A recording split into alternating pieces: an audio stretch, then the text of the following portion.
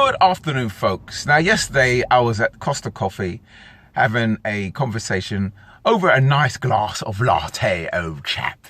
And we were talking about nightlife back in the day. And a nightclub came up in conversation. Now, this nightclub brought up a very negative memory, a very negative experience for me. Now, shout out for all of those who used to go to Corks Wine Bar in London's West End. That's the nightclub in question. The person I was talking to used to go to Corks Wine Bar on a Sunday night. Now, I went there twice on a Thursday night. I think we're talking around the early 90s, early to mid 90s. I think that's when Corks Wine Bar was happening. And it wasn't really my scene because if you know anything about old school nightlife, I'm an old school, what would be termed as an old school boogie boy. You know, I'm still a professional dancer today, but dancing was a big part of the sub youth culture of yesteryear, especially in the late 70s, early 80s, up to around the early 90s. And, you know, I was a hardcore boogie boy as the terminology was back then. So Corks Wine Bar, it wasn't really my kind of thing because it was a little bit too laid back, a little bit too serious, a little bit too moody. And I talk about this in my audiobook. I talk about the youth subculture, about the different musical tribes, because the difference with today and when I was a youngster, you could tell what a person was into by their dress code. Their dress code was the uniform. Their dress code told you what sort of music they listened to, what sort of parties and nightclubs they went to, what sort of kind of friends they hanged out with, and it gave you an idea of their vibe just by the way they were dressed. And there was names for different youth tribes: soul man, reggae girl, reggae boy, new romantic, rocker. You know, the list goes on and on and on. Punk, whatever.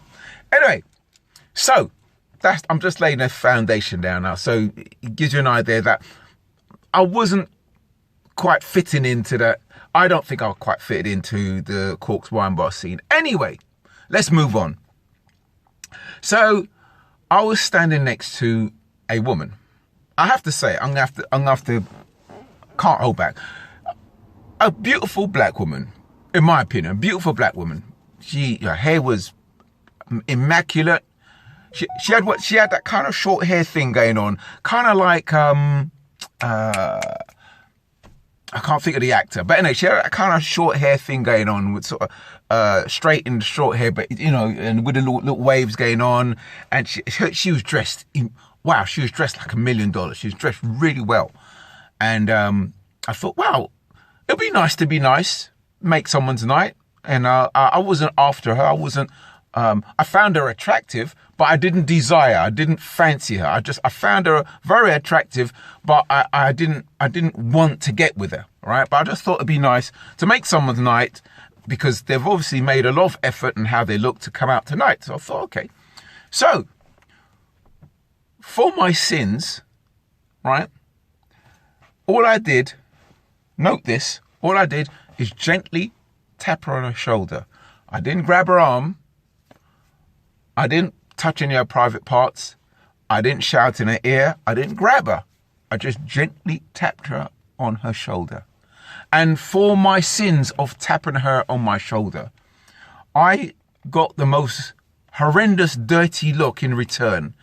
It's like as though I was the one who was responsible for raping her mother, butchering the rest of her family. She looked at me up and down with the most angry look. Looked me right up and down. I thought, what? Just for tapping her on the shoulder? And this reinforced my already preconceived ideas about a lot of the women that go to them sort of places like Corks Wine Bar. And, you know, back then, I mean, further back, especially when I was a teenager. When I was a teenager, if you said to me, black woman, I would have said attitude, angry, unapproachable. The stereotype would have been up there. But as years went on, thankfully, I met the better half, and the better half showed me their the better side, and it showed me the divide between the black women who you should give time to and the black women you shouldn't even give a shit about, right? So I thank those who freaking saved my mentality. Anyway, let's move on. So we fast forward some, maybe, I think 6-7 years later, I was having a conversation with my brother's friend, and she was talking about her dislike of mixed couples. Anyway, I brought up my experience in terms of, well, like, since I was a teenager. Again, I mentioned this in my audiobook. I get a better response from women outside of my race. This doesn't mean I don't get a good response from women from my race, because I wouldn't have dated the black women I have dated. But here in the UK, if I had to count the responses, I tend to get warmer response for women outside of race. I put that down to the numbers. If you want to know what I mean about the numbers, look at my video called Interracial Dating New York versus London, and I break it all down there. So I haven't got time to break it all down about the numbers and yada yada yada. Anyway, so then I brought up the situation in Cork's Wine Bar, and I said, well, you know, this is what happened, right? Now, this is my brother's friend's reaction. She said, oh, I could totally understand that, because it gets so annoying when you're in a nightclub and guys just come up to you and they just want to get with you. And I think I said to her, well, how do you know the difference between a guy who wants to have a relationship with you and a guy who wants to get with you? I mean, if he just taps you on the shoulder, right, you haven't even given him a chance to say anything, but just on that, you know what's in his mind. You're a mind reader now. So you know a tyrant from say a man angel, if there's such a thing, right? Well, but you know what I'm saying. You know what I'm trying to say. So you know the difference between vegan, a good man and a bad man, purely from the minute he taps you on the shoulder. You know straight away what's in the guy's heart. I'm being sarcastic, but you see what I'm saying. So she remember, she said that. That's what she said at that time. We fast forward another 3 weeks later. I'm having a conversation with the same friend of my brother. And she was now complaining about when she was in a nightclub, how there was a group of black guys and they treated her and her friend as though they were invisible. She was complaining that these black guys were looking through them at the white girls behind them. They said, as far as they're concerned, they were like invisible, and she had a problem with that. And I said to her, well, I'm confused, because what I said, one, do you know what vibes do you think you give off when you go out? Do you give off a warm, friendly vibes? Obviously, she's going to say yes, but this is where she had no answer. I said, but I nearly gave away her name. I said, but I'm confused, because a few weeks ago, when I told you about what happened in Cork's Wine Bar, you justified her behavior. You said you understand where she's coming from, because it gets annoying when guys approach you all the time and they want to get with you. Now you're complaining that these guys are ignoring you. They're not taking any notice of you. So which one is it? Do you want the guys to approach you that you think that wants to get with you? Or do you want the guys to ignore you that don't want to get? Which one is it? You can't have it both ways. Either you complain that the guys are not approaching you, or you complain about the guys who are approaching you. But you can't have both complaints. It's either one or the other. Either you want the guys to approach you, or you don't want the guys to approach you. But you can't complain about both situations. This is female insanity. Ultimate female insanity. So, before I make my conclusion, on the good news, I mentioned this to another black woman, the black woman who's on the better half, and her response was, no, that was wrong, because she said that woman who gave you that dirty look, she was totally in the wrong. She said, because you could have been trying to get her attention because she might have dropped something, right? And the black women who was on the better half, I got time for them all day long, right? I just feel sad for them that they go down with the ship with the bad apples in their midst. But I'm glad she stood up and she said, no, that was wrong. She didn't try to do a Derek Jackson and begin put the blame on the men, right? So my closing conclusion is I have 3 hopes.